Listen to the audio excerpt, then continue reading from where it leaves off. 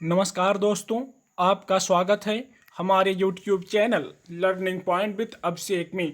यहाँ आपको मिलता है प्रतिदिन न्यूज़पेपर का डिक्टेशन। इसलिए अगर आप हमारे चैनल पर पहली बार आए हैं तो चैनल को सब्सक्राइब कीजिए और बेल आइकन प्रेस कीजिए ताकि अगले वीडियो की नोटिफिकेशन आप तक सबसे पहले पहुँचे। वीडियो को लाइक कीजिए, अपने दोस्तों को शेयर कीजिए और अंत में हमें कमेंट करके ज़रूर बताइए कि आपको ये डिक्टेशन कैसा लगा। आज का टॉपिक है उन्माद का घेरा। Ready, start. कर्नाटक की राजधानी बेंगलुरु में सोशल मीडिया पर की गई एक गैर जिम्मेदार टिप्पणी के नतीजे में जो कुछ हुआ उसने फिर से यह सोचने पर मजबूर किया है कि एक समाज के रूप में हमारा परिपक्व और लोकतांत्रिक होना अभी कितना बाकी है।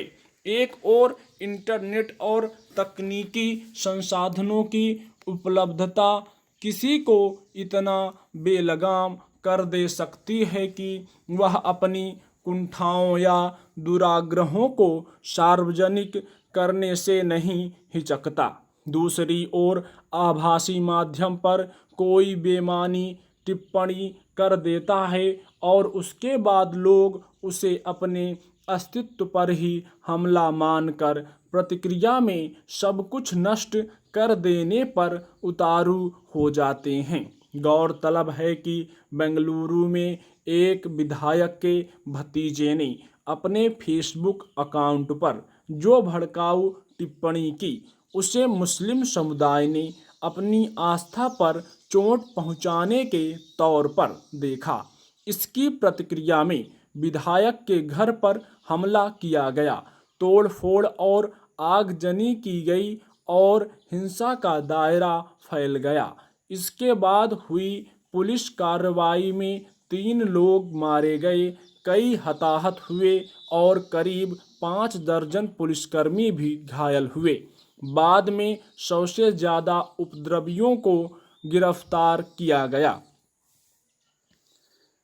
जाहिर है यह समूचा मामला एक लापरवाह और गैर जिम्मेदार टिप्पणी करने और उसके बाद उसी स्तर की प्रतिक्रिया में हिंसा पर उतरकर समाधान मांगने का है। सवाल है कि अगर किसी ने भड़काऊ टिप्पणी की तो कानून के तहत उसे सजा दिलाने की मांग की जाएगी या हिंसा और अराजकता में इसका हल ढूंढा जाएगा। हिंसा करने वालों ने आखिर क्यों खुद को एक कानूनी और लोकतांत्रिक व्यवस्था से ऊपर मान लिया? इस घटना में हिंसा की प्रकृति को देखते हुए इसके सुनियोजित होने की आशंका जताई जा रही है। अगर इसमें सच्चाई है तो यह राज्य की पुलिस और खुफिया तंत्र की नाकामी भी है कि उसे समय रहते ऐसी हिंसा फैलने का संकेत तक नहीं मिला। आरोप ये भी सामने आए हैं कि पुलिस ने आरोपी को गिरफ्तार करने में देरी की और इसकी वजह से हिंसा भड़काने वालों को इसका दायरा फैलाने का मौका मिल गया।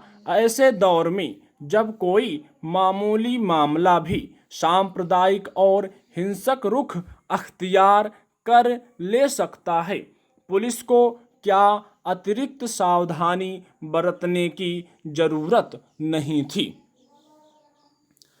दरअसल पिछले कुछ समय से ऐसा माहौल बनता जा रहा है कि लोगों के सोचने समझने और संवेदनशीलता का दायरा सिकुड़ता जा रहा है। इसमें दूसरों की भावनाओं का ख्याल रखने या कम से कम उनसे निरपेक्ष रहने की जरूरत नहीं समझी जाती। मान लिया जाता है कि जिन्हें हम अपने से अलग मानते हैं उन्हें अपनी किसी हरकत से भड़काकर या उनके खिलाफ हिंसा करके ही खुद को संतुष्ट कर सकते हैं। आखिर सोशल मीडिया पर कुछ भी भड़काऊ या फिर बेलगाम होकर लिख देने के पीछे कौन सी मानसिकता काम करती है?